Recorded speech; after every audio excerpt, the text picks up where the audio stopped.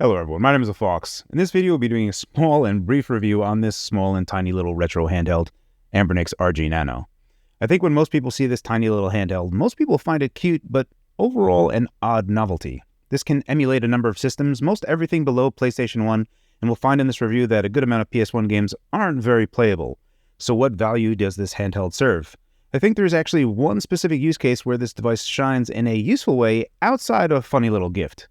Let's find out in this review, starting with the unboxing. All right, let's start off with an unboxing of the RG Nano. Now, this little box is really tiny and it's not really descriptive outside of the color choice that are available for the device. So we have blue, purple, and magenta, and this one is marked as magenta. So the color choice here is magenta. We're going to go ahead and open this up and reveal what's on inside. Your first sight is the instruction manual itself. Now this will give you a quick how-to on how to use the device, including the little timer function that's built into it. That's an add-on of the Funky OS. Now outside of the device itself, which we're going to take out, and this thing is absolutely tiny here, there are going to be some additional accessories here that are not really seen on other retro gaming handhelds, like this keychain that you'll actually be able to strap onto the lanyard part itself. And then you could have the RG Nano just hanging on your keychain. Now that's not something that I would do, but I do know that there are people that like having stuff on their keychain. There are people that are keychain enthusiasts and have some really eclectic stuff going on there. The other part in here that is not going to be seen in the accessories part of these particular devices. Now naturally we have a USB-A to USB-C. This is going to be for charging, also for data transfer. But the other thing that we have here is the USB-C to 3.5mm audio jack. This will also work on Android phones as well, so if you needed this particular adapter, it's a nice little add-on for the device itself, but we'll show how this actually connects later on. Let's go ahead and take a look at the device itself. So we'll continue unwrapping here. So we'll take out the little device and do the reveal. And there we got a nice little handsome device in front of us. And where is the lanyard strap? The lanyard strap is right there. And there we can see the keychain is already attached on there. Now this is not something that I would recommend to have on there, unless this is going to be the only thing that you have on there and you're going to just like hang this off of something like maybe a belt loop or something. Having this connected to a bunch of other keys is sounds frightening to me. Just having a bunch of keys kind of scratching up against this glass is not something that I would look forward to myself. That was actually a little bit more difficult than I anticipated to taking off. Okay, so that kind of covers it for the unboxing. Let's do a quick size comparison to other small devices that people may be aware of. All right, so here is the Miyoo Mini compared to it. Now the Mini is already a really small device, so people should have a pretty good understanding of how absolutely tiny these devices are. If we put these on top of each other, you can see the difference of what's going on here. So that's it for this unboxing and the size comparison. Let's go ahead and take a deeper look at what's going on the device itself. All right, let's start talking about build quality and specs on the Anbernic RG Nano. This thing is impossibly small. So we have a full aluminum casing here, and this is the anodized color that we got. Overall, it looks really nice in light. And on the back here, we can see that there is just a tiny indent for where the battery sits, and that's a nice little design choice. I actually like how it looks overall, but also just to make it a little bit thinner, I guess, just to make sure it's like as possibly small as it could be. On the bottom here we have the one mono speaker, we have our micro SD slot, this is our power button, we have our two triggers, and here we have our universal USB-C port. This is where we're going to be plugging in to get output through 3.5mm audio. On the left hand side there's nothing here, and again the mono speaker on the bottom, which is actually pretty decent. On the front we have our tiny little D-pad and our front face buttons and select and start. Let's quickly just mention the specs on this device itself. Spec-wise, we're looking at a CPU that is ARM's Cortex A7 running at 1.2 GHz. For RAM, it's 64 megabytes of DDR2. For storage, it starts at 64 gig, which is what they sell, but they do have a 128 card as well. The operating system that is running is Linux, and there is some additional support coming down there, and it is running Funky OS, so you can also swap to that.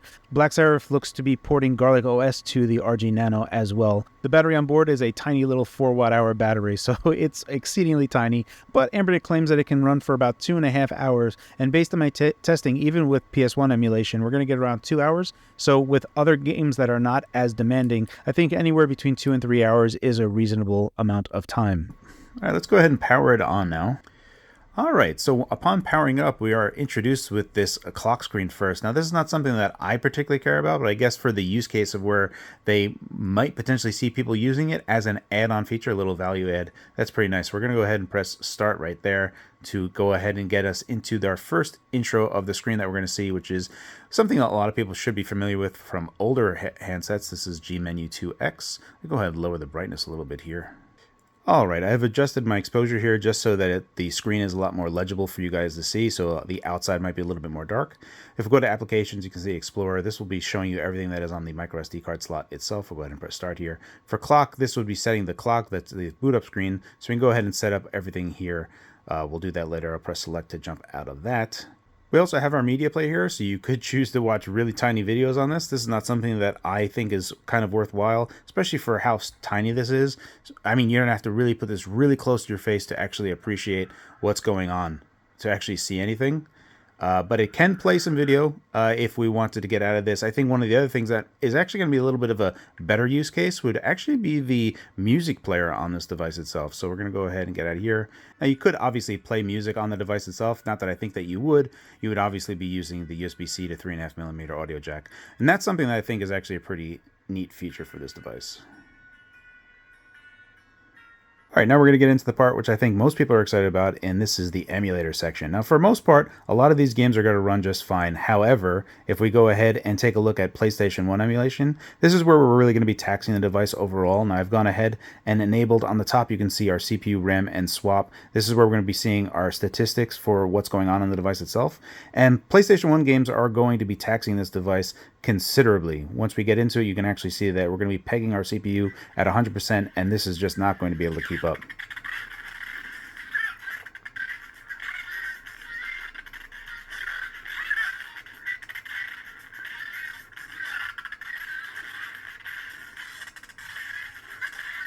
However, it is possible to play some 2D-based PS1 games. We can see here that this is kind of playable, and we can actually play other games that you would consider playing on the device itself.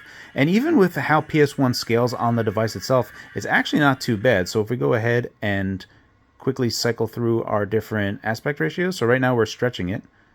We can also do scaled.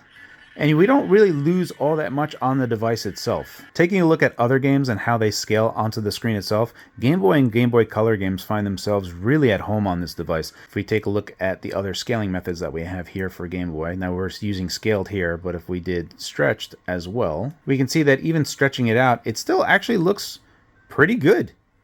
I actually prefer just going to scaled myself, but overall, you're not losing all that much, and it just looks really, really nice on this device. Now, this is one part of the video that I think actually highlights one of the real benefits of Anbernic's RG Nano, and honestly, I have to thank my buddy Russ over at Retro Gamecore for showing this, and largely I think that this device is a novelty. A lot of people are going to look at this as a novelty, and my fingers, absolutely just dominate this controller.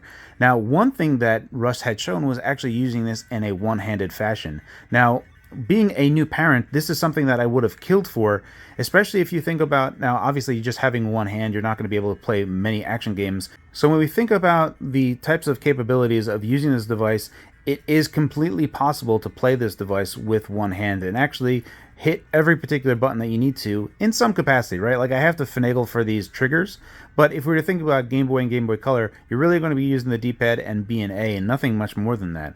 So if you were to think about a lot of turn-based games that are going to be available on the system, being able to navigate in a turn-based system, time isn't really of the essence. You have a lot of time to think about all of your actions before you make any particular choice. So there are a large amount of turn-based games, even on PS1, where they're going to be 2D-based turn-based games, where using this particular controller is going to be pretty fine. And if we think about Super Nintendo games as well, the library of JRPGs that are available on that system is daunting to say the least. And if we take a look at our metrics up here, we can see that it's playing just fine. You can also hear the audio. Nothing's crackling, so performance-wise, this is able to tackle Super Nintendo just fine. So there's an alarming amount of games that are going to be completely playable one-handed when you think about these types of games. So this is one avenue that I really didn't consider at first, but the accessibility of Anbernic's RG Nano is something that should be considered when you're thinking about this device outside of its novelty itself.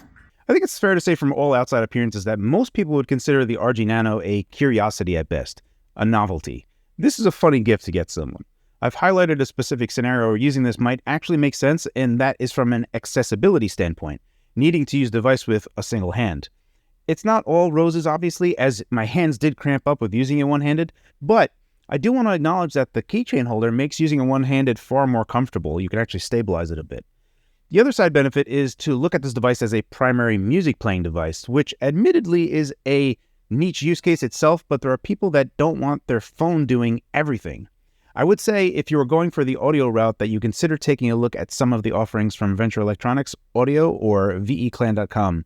They have a premium USB-C to 3.5mm audio adapter bundle. At $25, the bundle is a fantastic value and easy for me to recommend. The RG Nano does a decent job of what it's trying to accomplish. It's easy to update the firmware on the device. You just place the firmware directly on the root of the SD card directory and start it up, and it'll automatically update. There is custom firmwares coming down the pipeline, and hopefully we see other supported platforms coming like Pico 8.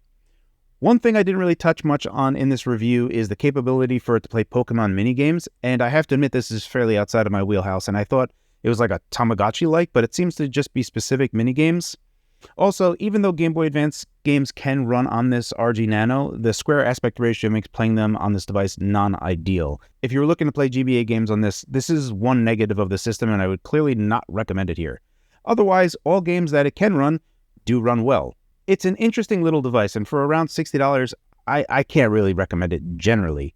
However, if you find yourself finding the device useful for a specific use case, it's a cute little device. That's it from me. I hope this video was informative. As always, guys, thank you for your time, and thanks for watching.